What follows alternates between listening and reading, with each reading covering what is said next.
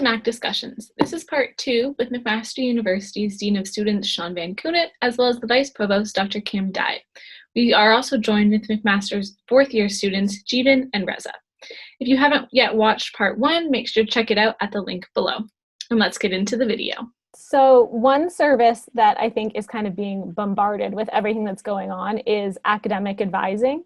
And I'm not sure if Jeevan or Reza, you guys have found, but a lot of students have been frustrated with the responses or lack of response that they've been receiving from academic advising. So does the university have a plan? I know we're early in the year, so they're probably very overwhelmed right now, but if there's a plan to help students there? So I don't know if Jeevan and Reza, you want to talk specifically to some of your experiences. I imagine there's a range of things that are happening. There might be a delay in folks getting back to you.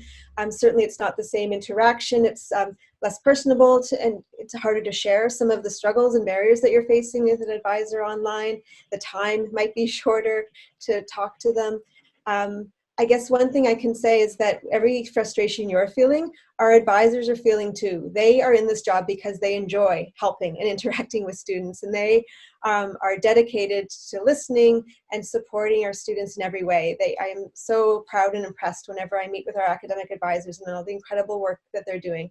They're also human, and they're struggling with how to work from home. They're struggling with how to provide a best service for the students. And on top of that, they're busier because there are more questions and more challenging and complex questions. So on one hand, not answering your question at all is, I just ask students to be a little bit patient with the advisors as well. It's not going to help to get angry at them because this is not their fault. They're in the same bucket as you are, and they're trying to make the best of this. So the more that students and advisors can help and support each other, the better. But that doesn't mean that we shouldn't be looking at better ways to provide more time, more access. Maybe the team Zoom environment isn't the best for the advising, and because we've never been here before, we don't know what the best environment is. So feedback would be great so that we can improve and respond to your specific needs. But certainly if there are any things that you've experienced that I can specifically take back to advisors and to the faculties in general, I would be happy to hear that. So over the summer, I got in touch with one of the academic advisors. I had a question in regards to course enrollment and whatnot. And they directed me to, I believe, another professor or chair, I believe. And, but yeah, like Mrs. Dye was pointing out, was that the time period taken into effect, for example, when I shoot them an email and then they forward me to someone else, I would have to wait probably like another week or so. And I think this was also during the course enrollment time. So obviously it was a stressful and busy time for them as well. But I think that was just the problem, was the time like waiting for them to respond back to an email. Whereas if you were on campus, it would be somewhere simple as just walking into a room and like booking an appointment and whatnot, right? Absolutely. And I think you're right, Jeevan, is that part of this is because things are changing, that sometimes the advisors have known answers. They've immediately known the answers for the last 20 years, but now things have changed and they don't. So they're reaching out. They want to make sure that they're giving students the right answer. And then that's going to create delays as they try to find the person that knows the right answer. And even that person, I mean, pointing you to an instructor, this might be the first time they've heard this question, in fairness, and they're kind of thinking, okay, that's a great question. I don't know the answer to it. Let me figure it out and get back to you. So I think part of the delays is just we're all kind of treading water a little bit and figuring stuff out. But yeah, I suspect that it will improve as we have more of those answers at the ready and we're more used to what the changes are. I think that it was very generous of you to point out that this was a course enrollment time. Everybody's stressing, especially because it was in the pandemic environment. You can't be on campus. It's harder to communicate with your peers as well and just get some of that peer advice. But I think things hopefully are smoothing out a little bit in fall, and we'll be even in a better position by the time we get to winter. Reza, did you have anything to add? Yeah, I used like the academic advising for the course enrollment again, like Jeevan, and I realized that they're doing their best. And it is nobody's fault that this is happening. The situation is so new. But there's just one thing that I'm again concerned about is university thinking about reconsidering the services that are available during fall and the changes that are happening during the winter semester. For example, if there are problems for academic advising during the fall semester, are we considering to have changes during the winter semester? Because if you want to make changes, it's a good time in fall that plan for winter and even the next spring. Because I understand the concern about the tuition, like people think about we need to get the same service because we're paying the same price. But on the other side, I understand that the situation is like something so new and it's nobody's fault. I just want to know, is McMaster thinking about changing such offers, like, services like academic advising, even adding more advisors, or like extending the hours using technology, or new staff? That's just my question. Yeah, it's an excellent question, and I can't, because academic advising takes place within faculties, I can't speak on behalf of each faculty, but I can honestly say that yes, all faculties are recognizing that there is a challenge, there is a problem, and they're giving it thought. I'd say that some faculties are thinking, well, are there some kind of chatbots or AI ways of addressing these concerns? And probably yes, I think there are some simple questions that can be addressed that way and would be, you'd get answers immediately. That won't satisfy a lot more complex concerns, and so it should never replace that face-to-face advising. But maybe that is a way that we can begin to get some immediate answers out, even if it's not the full answer. So faculties are exploring that as an option. And certainly there are other things that we're thinking about where we have students who are kind of peer mentors and navigators who are helping to support students. And so those are opportunities, again, where there can be some simple questions that can be answered immediately, and then the more complex questions can be moved up to the advisors. So those are some of the things that we're thinking about within each of the faculties.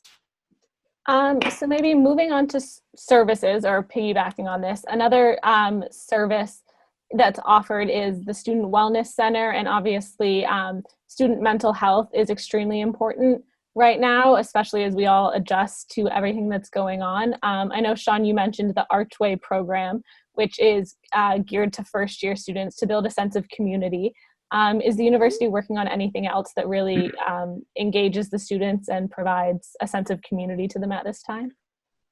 Yeah, well, I'd say there's a number of things going on across campus, and whether it's student-driven clubs that are trying to do their own things virtually, or whether it's faculties like engineering who have a program called Ember, which is an effort to transition first-year students into the university, into that faculty. There are a number of things going on, and we are conscious of that with this new environment, there are different types of stressors, some of the same ones that would normally be there in any academic year. But obviously there are different stressors, and we're still in the process of discovering what those might be as the term goes along. We may not see some of the things we normally see. So for first-year students, many of whom are still living at home now, so we're not necessarily going to see some of the homesickness and transition problems that we might normally see. So we've done things like, so we're hiring a role that's it's called a student urgent response coordinator.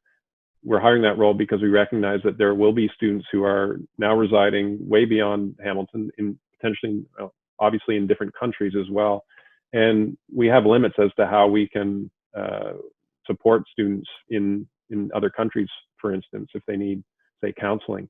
So we've got a role that we're hiring that will be in place to try to do some of the legwork to say, okay, you're located in whatever country it is. Let's figure out what resources there might be in that location that can give you some help. So we are trying to work through these totally different types of problems that we've never experienced before in order to support students as best as possible. Great. So I guess my last question for everyone is, obviously, this is something we've never had to deal with before. Is the university kind of, is there anywhere that students can go to access maybe tips on online learning, or different ways to cope with online learning? I know you mentioned a little bit in your last response there as well. Maybe Jeevan and Reza, if you wanted to say maybe a tip for those watching, kind of if you've learned anything over the last couple of weeks or when you did online school in the summer. I can add one thing quickly. So the most popular place on the Student Success Center website is a resource page for online learning. So I would encourage students to check that out. It's under, I believe it's under the resources tab there. So if you go to studentsuccess.mcmaster.ca, there's some resources there. I don't know, Kim, if you have anything to add there as well.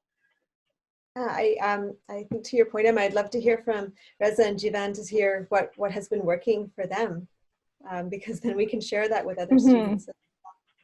Yeah, I feel like myself, I wasn't aware of many resources. So like Sean was pointing out, definitely check out the website because we might not be aware of actually the resources that are available to us.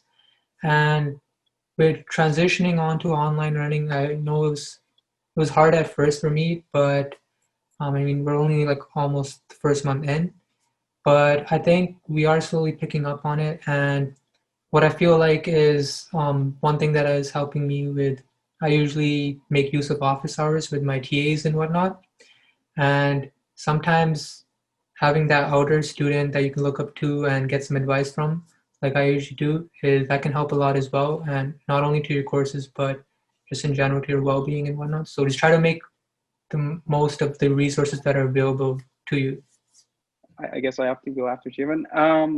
So one thing that I want to mention is to students who are watching this is the situation is really hard. Try to be kind to yourself.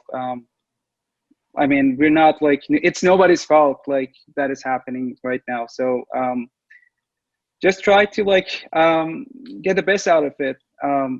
There are new opportunities. I can speak from my side that after the pandemic, I got so many new experiences that I never thought I'm going to do them. So many new things, especially Dr. Dai mentioned that using AR. I also joined a lab that they're using AR. I never thought I'm going to learn something like that.